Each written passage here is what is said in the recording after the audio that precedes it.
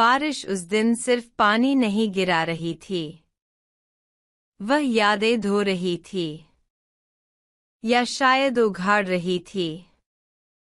तीसरा दिन था। लगातार बारिश।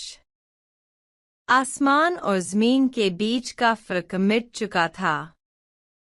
विक्रम ने स्टीयरिंग को कसकर पकड़ा हुआ था।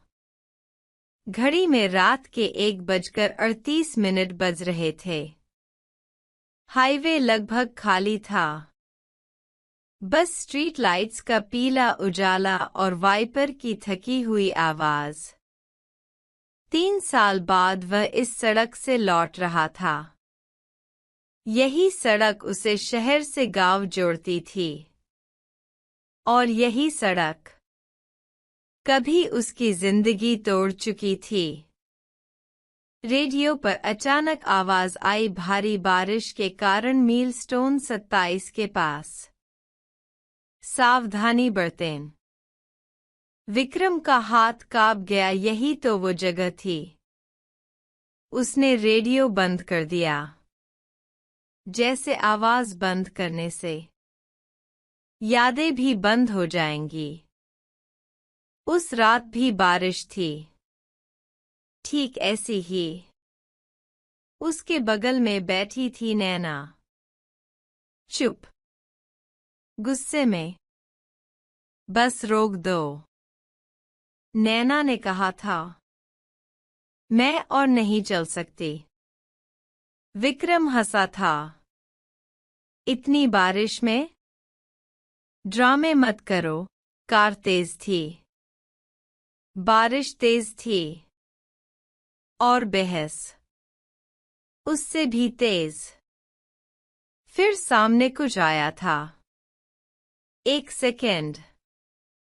ब्रेक, स्लिप, और अंधेरा। जब विक्रम होश में आया, कार सड़क से नीचे जा चुकी थी। नैना की आंखें खुली थीं, पर वह बोल नहीं रही थी। विक्रम ने उसका हाथ पकड़ा। ठंडा। फोन में नेटवर्क नहीं था। बारिश रुकने का नाम नहीं ले रही थी।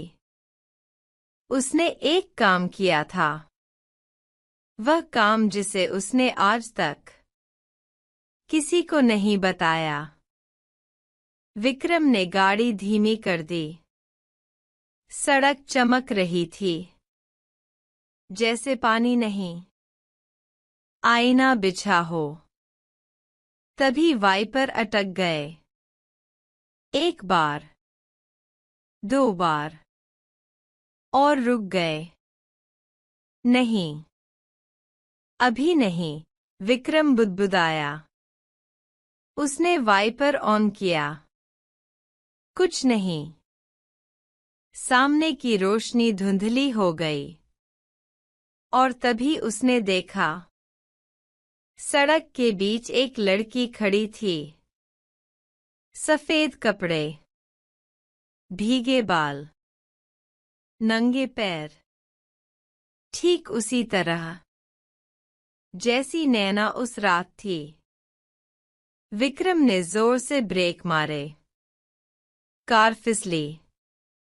दिल रुक गया। धड़ाम। जब उसने आंखें खोलीं, तो बारिश की आवाज वापस आ चुकी थी। कार सड़क पर ही खड़ी थी। कोई टक्कर नहीं। सपना था।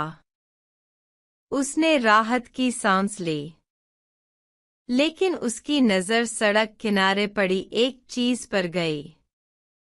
नैना की चप्पल। वही नीली पट्टी वाली, जिसे वह कभी फेंकती नहीं थी। विक्रम गाड़ी से उतरा। बारिश अब हल्की हो गई थी। हाईवे पर अजीब सी शांति थी। उसने चप्पल उठाई।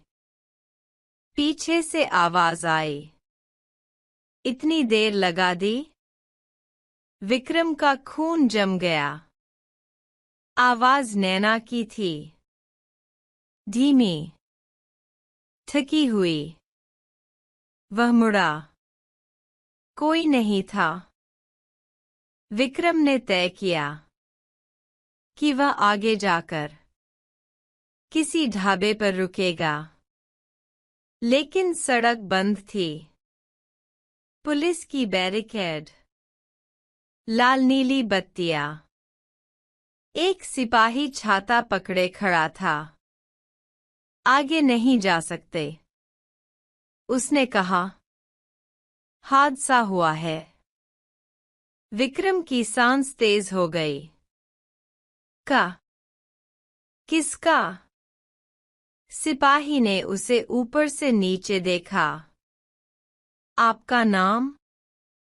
विक्रम। सिपाही की आंखों में एक पल को अजीब सा भाव आया। आप ही को ढूंढ रहे थे, उसने कहा। पहचान करनी है। विक्रम का सिर घूम गया। किसकी? सिपाही ने इशारा किया सड़क से नीचे। एक कार पलटी हुई थी। पेड़ से टकराई। पूरी तरह चकनाचूर। विक्रम ने एक कदम आगे बढ़ाया। नंबर प्लेट दिखाई दी। ये कैसे? उसके मुंह से शब्द नहीं निकल रहे थे। पुलिस वाला बोला। एक लड़की भी थी। विक्रम की आंखों के सामने अंधेरा छा गया। लड़की जिंदा है? सिपाही ने सिर हिला दिया। लड़की तो 3 साल पहले मर चुकी थी, साहब। विक्रम ने उसे घूर कर देखा। क्या मतलब? सिपाही ने कहा। आज रात सिर्फ एक आदमी मरा है। विक्रम को सब याद आ गया। उस रात नैना जिंदा थी। सांस चल रही थी, लेकिन वह दर्द में थी। चिल्ला रही थी। और विक्रम डर गया था पुलिस से। केस से, जिंदगी बर्बाद होने से। उसने नैना को कार में ही छोड़ दिया था और चला गया था। सुबह खबर आई थी, हादसे में युवती की मौत। उसने कभी पीछे मुड़कर नहीं देखा। आज सड़क ने उसे वापस बुलाया था। विक्रम हादसे वाली कार के पास पहुंचा। अंदर ड्राइवर की लाश थी। आंखें खुली हुई, डरी हुई, बिल्कुल उसकी तरह। पीछे से नैना की आवाज आई। आज तुम नहीं गए, आज तुम रुके। विक्रम मुड़ा। नैना खड़ी थी, पूरी शांत। अब मैं अकेली नहीं हूं, उसने कहा। बारिश तेज हो गई। लाइट्स बुझ गईं।